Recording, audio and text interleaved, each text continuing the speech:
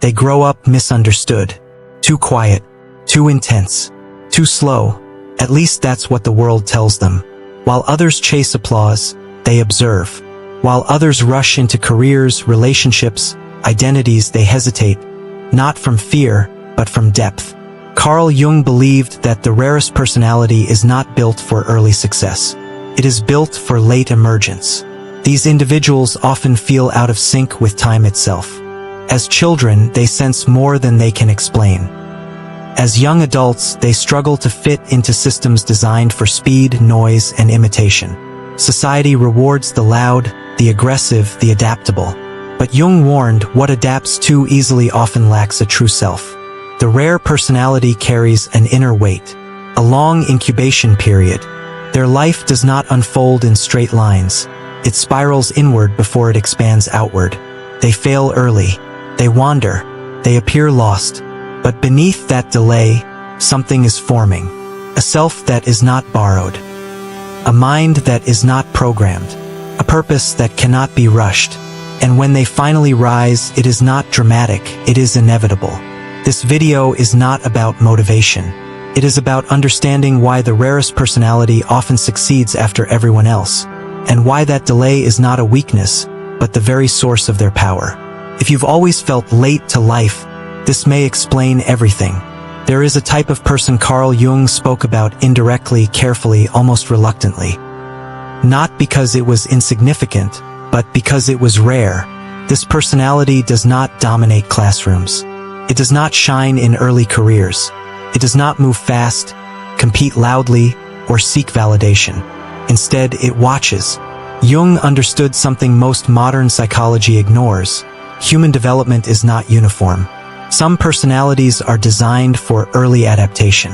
Others are designed for late individuation. And the rarest personality belongs to the second group. From the very beginning of life, this individual feels different. Not superior, not inferior, just misaligned. As a child, they often appear inward, serious, or strangely mature. They ask questions that don't fit their age. They feel emotions they don't yet have language for. But here is the paradox. While they may seem old inside, they are developmentally delayed outwardly. They struggle in systems that reward speed, obedience, and imitation. School punishes them. Society misunderstands them. Peers outgrow them, or so it appears. Jung believed this early friction was not accidental. It was psychological necessity. 1. The inner world is too strong. Most people build their identity by absorbing the external world. They copy values, goals, behaviors. This creates early confidence, but often shallow foundations. The rare personality is different. Their inner world is unusually vivid. Thoughts, symbols, emotions, intuitions, all collide at once. Jung would describe this as a psyche where the unconscious is highly active. This creates a problem early in life, because when the inner world is louder than the outer one, adaptation becomes difficult. They cannot simply become what society asks them to be. Not because they are rebellious, but because their psyche resists false alignment. So they hesitate. They delay choices others make easily. Career paths, relationships, beliefs, identities. From the outside, this looks like confusion. From the inside, it feels like suffocation. Jung warned that forcing such individuals into premature identities can cause lifelong neurosis. The psyche fractures when it lives a life that does not belong to it. So the rare personality unconsciously resists early success. 2. Why they fall behind and why it's necessary. In their 20s, the contrast becomes painful. Others are advancing. Promotions, marriages, social status, confidence.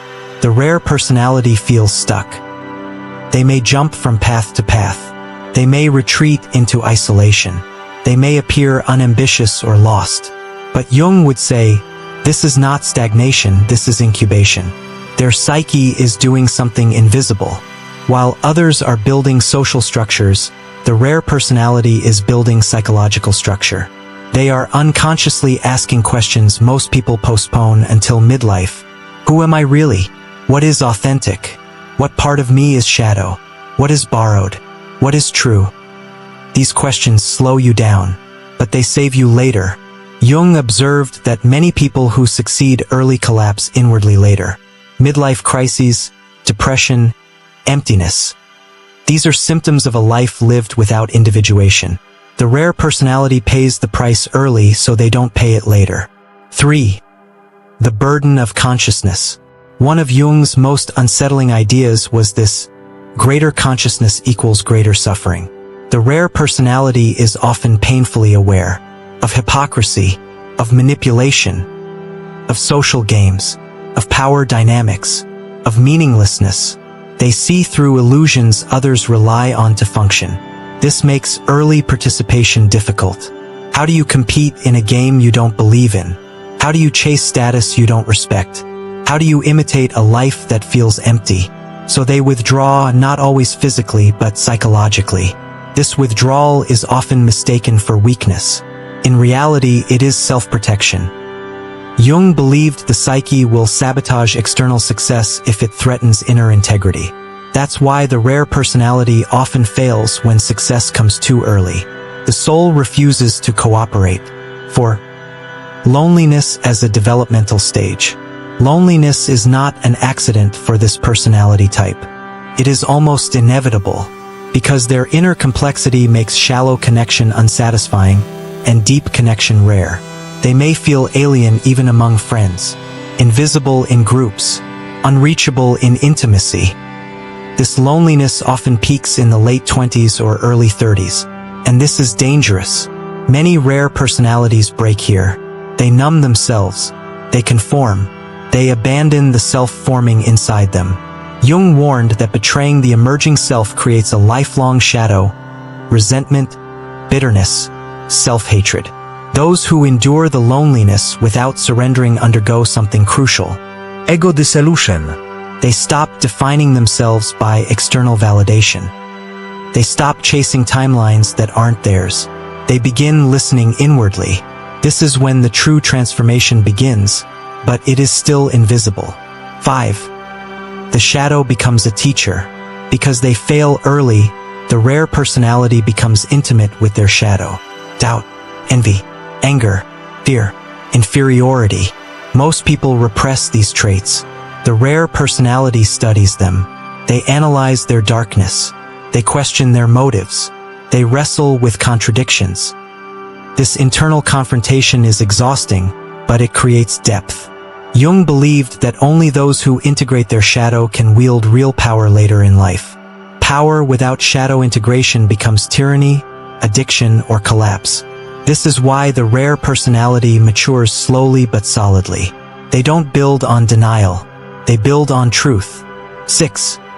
Why society mislabels them. Society has no category for people who bloom late, so it uses insults: lazy, unmotivated, overthinking, wasted potential. But Jung would argue the opposite. These individuals are not lacking direction. They are resisting premature crystallization. They sense, often without words, that choosing too early means choosing falsely. So they wait, and waiting looks like failure until it doesn't. 7. The first signs of emergence. Toward the mid-30s or early 40s, something shifts. Not externally at first, internally. Clarity replaces anxiety. Self-trust replaces comparison. Depth replaces urgency. They stop asking who they should be. They start embodying who they are. And because the self is not borrowed, it is powerful. Their voice becomes calm. Their decisions become precise. Their presence becomes unmistakable. Jung believed this is when the rare personality finally enters life, not as a participant but as a force. But this emergence only happens because of everything that came before. The delays, the failures, the isolation, the suffering. None of it was wasted. It was preparation. Most people live by imitation long before they ever discover themselves. They inherit ambitions, values, and timelines without question. It works at first. Society rewards adaptation. It rewards speed. It rewards obedience disguised as ambition. The rare personality cannot do this for long. By the time they reach their 30s, something fundamental has already changed inside them. While others are exhausting themselves maintaining identities they chose too early, the rare personality begins to feel a strange inner stabilization. Not confidence in the traditional sense, but alignment. This is where Jung's idea of individuation becomes decisive. Individuation is not self-improvement. It is self-recovery. It is the slow removal of everything false. Because the rare personality delayed external commitment, they avoided one of the greatest psychological traps. Building a life on an unexamined ego. Their earlier confusion now becomes an advantage. They are no longer searching outwardly. They are consolidating inwardly. And consolidation creates gravity. People begin to feel them before they understand them. Their words carry weight not because they speak often, but because when they do, nothing is wasted. They are not trying to impress. They are not trying to dominate. They are simply expressing what has already been tested internally for years. Jung believed authority that is not integrated collapses under pressure. Authority that emerges from individuation does not need reinforcement. That is why the rare personality often rises quietly. No hunger for approval. Opportunities start appearing, but they are different from earlier temptations. They are aligned with competence rather than ego, responsibility rather than status, meaning rather than image. This is why these individuals often succeed in fields requiring long-term thinking: leadership, strategy, psychology, philosophy, art, systems building. They see patterns others miss because they have spent years observing rather than competing. While others learned how to win, they learned how things actually work. Another transformation happens here, something subtle but decisive. They stop fearing judgment, not because they become arrogant, but because judgment loses relevance. When your identity is no longer dependent on external approval, criticism cannot destabilize you. Praise cannot intoxicate you. You become psychologically unbribable. Jung considered this state rare and dangerous to rigid systems, because such individuals cannot be controlled by rewards or fear. This is also why they often attract projection. Others sense their autonomy and respond unconsciously, some with admiration, others with hostility. The rare personality becomes a mirror. People project their own unexamined selves onto them. This is where social dynamics reverse. Earlier in life they were overlooked. Now they are watched. Earlier they doubted themselves. Now others doubt themselves around them. This shift can feel disorienting at first. Many rare personalities hesitate to step into visibility because they still carry the memory of early rejection. But Jung warned, refusing one's rightful place is also a betrayal of the self.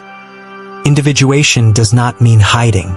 It means bearing the weight of who you have become. This is where their shadow integration becomes critical. Because they know their darkness, they are not afraid of power. They do not need to abuse it. They do not need to prove anything. Their ambition is surgical. Their movements are economical. Their energy is conserved. This is late-life momentum. While others burn out, they are just beginning. Relationships change too. The rare personality no longer seeks intensity for validation. They seek resonance. Fewer connections, but deeper, cleaner, more stable. They stop trying to be understood by everyone and start being understood by the right ones. Jung believed this was a sign of psychological maturity. The capacity to endure being misunderstood without becoming bitter. And bitterness is the final test. Many who almost make it fail here. They look back at lost years with resentment. They measure themselves against false timelines and poison their own emergence. Those who succeed do something different. They reinterpret the past. They no longer see delay as failure. They see it as insulation, protection, preparation, and this reframing unlocks energy. They stop dragging the past behind them. They integrate it. They use it. Their story becomes coherent, not impressive, not dramatic, but internally consistent. This is when their influence expands. Not through force, but through example. Others sense stability in a world of fragmentation. They become reference points, anchors. Jung believed such individuals often become guides without intending to, mentors without advertising, leaders without titles. Their presence reorganizes space, and yet they remain free. They are not addicted to outcomes. They are not chasing legacy. They are not afraid of endings, because they already survived the hardest thing, becoming themselves without permission. And this is why their success, when it comes, does not consume them. It expresses them. By the time the rare personality reaches the second half of life, the game most people are still trapped in has already lost its grip on them. Status no longer seduces them. Approval no longer directs them. Fear no longer rushes them. This is where Jung's psychology becomes almost prophetic. He believed the second half of life is not meant for expansion outward, but for expansion upward, meaning wisdom, integration. Most people never reach this stage because they spend their energy defending identities built too early. The rare personality arrives here prepared, while others panic at aging, clinging to youth, relevance, and recognition. The rare personality experiences something unexpected: relief. They are finally aligned with time. Their energy increases because it is no longer divided. They are not pretending, not proving, not performing. Their psyche is unified, and a unified psyche is powerful. This is why their peak often comes after 40. Not louder, not flashier, but undeniable. They move slowly now, not because they are unsure, but because speed is no longer necessary. Every decision is filtered through depth. Every commitment is deliberate. Waste disappears. Jung believed this stage creates a rare form of authority. Authority without domination. People listen because something feels solid. They follow because something feels real. This is also why these individuals often reshape environments rather than adapt to them. They don't rebel loudly. They don't fight systems head-on. They simply refuse to participate in what is false, and that alone destabilizes weak structures. Their success looks effortless to outsiders, but it is built on decades of inner labor no one saw. Failures that refined perception, loneliness that sharpened discernment, delay that prevented corruption. And unlike early success, this kind of success does not rot from the inside. There is no midlife collapse here, because there is nothing to escape from. Their life makes sense to them. That is the final reward Jung spoke of. Not happiness, not wealth, not admiration, inner coherence, the feeling that your life belongs to you. And once someone reaches this state, nothing external can truly threaten them. Loss hurts but does not destroy. Criticism stings but does not derail. Even death is faced differently.